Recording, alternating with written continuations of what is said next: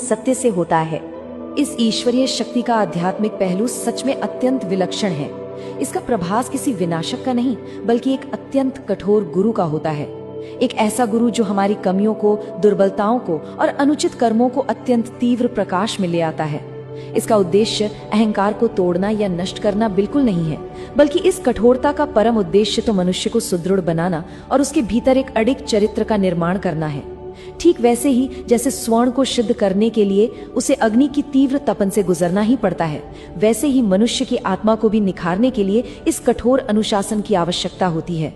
और इसी गहन संदर्भ में एक अत्यंत महत्वपूर्ण और अक्सर गलत समझे जाने वाले शब्द का जिक्र आता है, वक्र दृष्टि।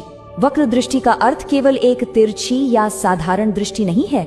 ये एक अत्यंत तीव्र, अप्रत्यक्ष और भेदी ऊर्जा है जो मनुष्य के जीवन में आत्ममंथन, परीक्षा और संघर्ष का एक अनिवार्य चरण शुरू कर देती है। ये वो समय होता है जब बाहरी सांसारिक भागदौड़ को रोककर अपने भीतर गहराई से झांकने के लिए विवश होना पड़ता है। जब बाहरी मार्ग बंद होते दिखते हैं, तब असल आंतरिक यात्रा आरंभ होती है। ये दृष्टि वास्तव में एक प्रकार की आध्यात्मिक जागृति का आह्वान है, जो व्यक्ति को उसके सत्य स्वरूप से परिचित करवाती है। तो अब प्रश्न उठता है कि दृष्टि झुकाने की ये परंपरा आखिर शुरू कैसे हुई? इसका विकास क्रम बहुत रोचक है। प्रारंभ में ये मात्र एक अत्यंत तीव्र आध्यात्मिक ऊर्जा का सामना करने का विषय था। प्राचीन काल के साधकों ने अनुभव किया कि इस प्रचंड ऊर्जा को साधारण दृष्टि से सीधे ग्रहण करना अत्यंत कठिन है। धीरे धीरे जैसे जैसे समय बीता, लोक कथाओं में इस ऊर्जा की प्रबलता को श्राप और प्रकोप के भय से जोड़ दिया गया, और फिर सदियों के कालखंड में यही भय और सम्मान एक व्यापक सामाजिक परंपरा में बदल गया, जहां सीधे आंखें मिलाना अनुचित मान लिया गया। यानी एक वैज्ञानिक और आध्यात्मिक नियम धीरे धीरे एक रूढ़िवादी भय में परिवर्तित हो गया। सनातन परंपरा में शारीरिक मुद्राएं केवल बाहरी कर्मकांड नहीं होती, उनका अपना एक अत्यंत गहरा मनोवैज्ञानिक अर्थ होता है।